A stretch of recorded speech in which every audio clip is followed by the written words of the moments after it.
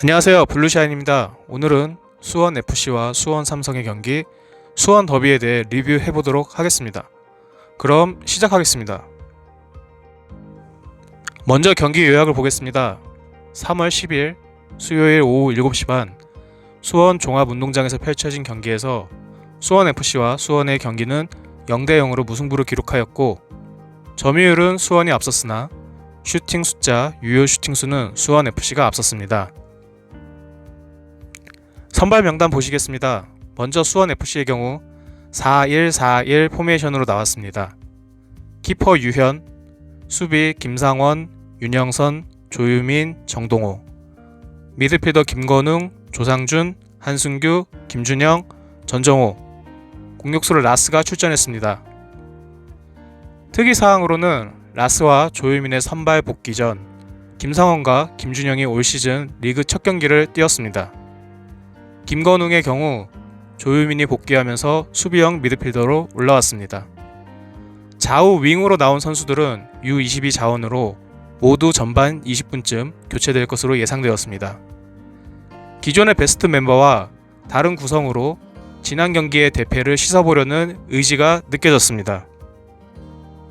수원 삼성의 경우 3-5-2로 출전하였고, 골키퍼 노동건, 수비 박대원, 민상기, 장호익, 미드필더 이기재, 김민우, 한석종, 고승범, 김태환, 공격수로 강현묵과 김건희가 출전했습니다. 특이사항으로는 강현묵이 첫 번째 선발 기회를 가졌습니다. U22세 적용 선수로 출전한다면 수원으로서는 5명의 교체가 가능한 만큼 좋은 시도라고 생각했습니다. 전반전에는 압도적인 모습을 보인 수원FC가 돋보였습니다. 선발 명단에 큰 변화를 가져가며 조직력에 문제가 있을 거라 생각했던 수원FC가 오히려 수원삼성을 압도하는 전반전을 보여줬습니다. 전반 초반은 주로 수비를 하면서 수원의 발을 묶는 모습을 보여줬는데요. 유기적인 전방 압박이 돋보였습니다. 전방 압박의 핵심은 한속종을 막는 거였습니다. 만약 장호익이 볼을 잡았을 경우 조상준은 빠르게 장호익을 맨마킹하고, 이때 라스가 한속종으로 가는 길목을 막습니다. 반대편에서도 마찬가지입니다. 박대원이 볼을 잡을 때 전정호가 빠르게 박대원을 맨마킹하고 라스가 한속종으로 가는 길목을 막는 모습이 여러 번 나왔습니다. 민상기가 볼을 잡을 때에는 라스가 볼을 가진 민상기를 막을 때도 있지만, 민상기를 포기하고 한석종보다 밑으로 내려가서 한석종을 막는 모습을 여러 번 보여줬습니다.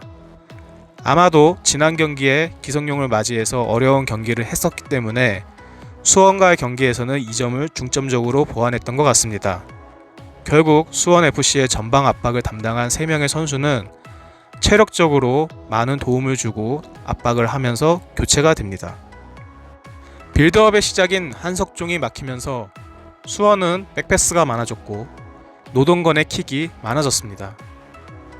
패스가 길어질수록 패스의 정확도는 떨어질 수밖에 없고, 수원의 전방은 상대적으로 제공권이 좋지 않기에 볼이 연결되는 횟수가 줄어들었습니다. 이때 수원 삼성의 공격진에서는 세컨볼을 따기 위해 빨간색 네모 안으로 2선 자원들이 대다수 올라갔지만, 빨간색 네모 안에서는 수원FC 선수들과 충돌로 세컨볼을 따는 확률이 반반임에 비해 파란 네모 영역으로 볼이 떨어지는 경우에는 수원FC 선수들이 주로 볼을 뺏고 역습을 시도했고 위협적인 장면이 여러 번 발생했습니다. 특히 라스는 상대적으로 키가 작은 장호익과 민상기 사이의 공간으로 침투를 자주 시도했는데요. 장호익의 경합 성공률을 낮추면서 수원FC의 선수들의 추가 공격을 만들 수 있는 모습을 볼 수 있었습니다. 한석종이 막히고 롱패스마저 막히면서 공격 루트가 끊긴 수원으로선 수원FC의 역습이 두려워서 자연스럽게 윙백이 수비적으로 내려오게 됩니다. 여기서 수원FC는 이 윙백의 취약점을 계속해서 공략합니다. 양 센터백과 윙백 사이의 공간을 수원FC의 윙이 침투를 하였고, 수원FC의 윙과 풀백은 수원 삼성의 윙백을 상대로 2대1 상황을 만들면서 좌우 센터백을 사이드로 끌고 갔습니다. 이로 인해 생긴 중앙의 공간에서 수원FC 선수들이 마음껏 공격을 할 수 있는 형태가 되어 중거리 슈팅이 많이 발생했습니다.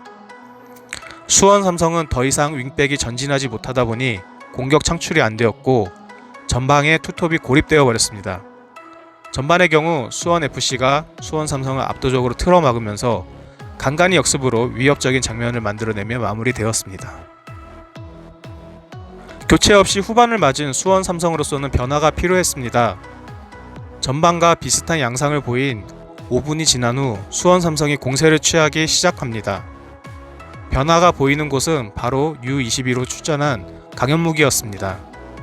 강현묵은 상황에 따라 삼성까지 내려와서 점유 및 탈 압박을 도왔으며 2선에서 볼을 잡으면 돌격대장처럼 드리블로 상대의 공간을 침투하였습니다.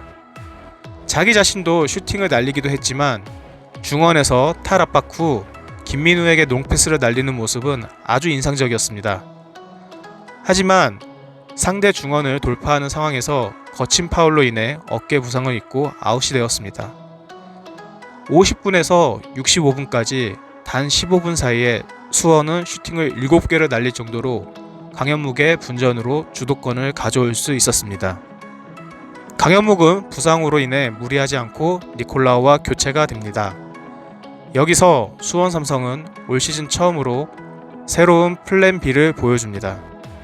많은 분들은 고승범과 한석종의 투볼란치라고 말씀하셨지만 제 생각에는 투볼란치보다는 두 선수 모두 중앙 미들에 가까운 성향을 보였으며 니콜라우는 공격수보다 윙에 가까운 역할을 수행했습니다.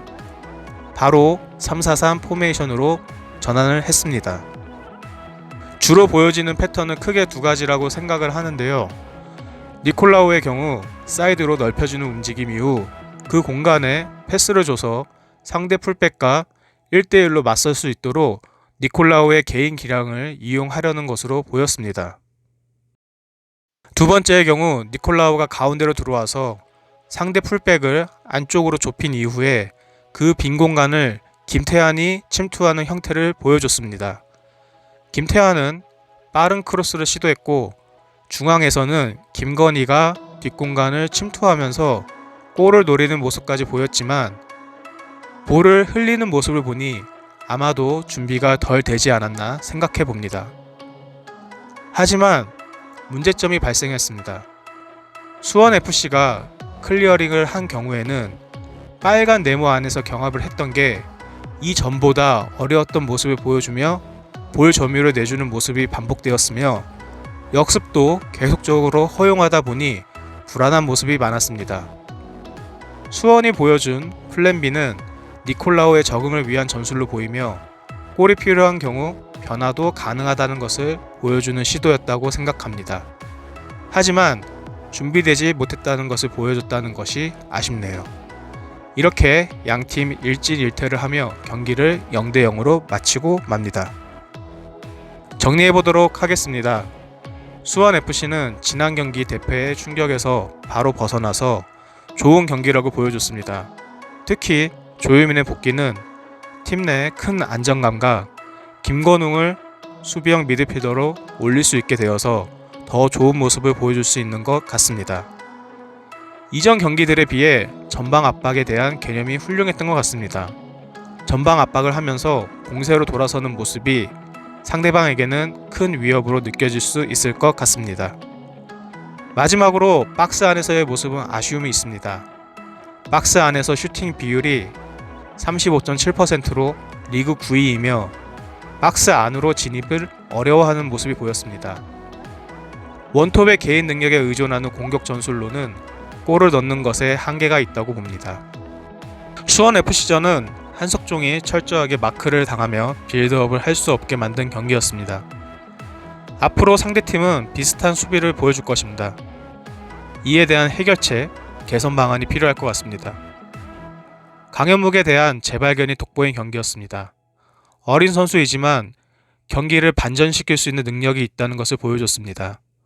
좀 더 몸싸움을 키우고 심판이 파울을 엄격하게 부러줬다면 더 훌륭한 모습을 보일 수 있을 거라 생각합니다.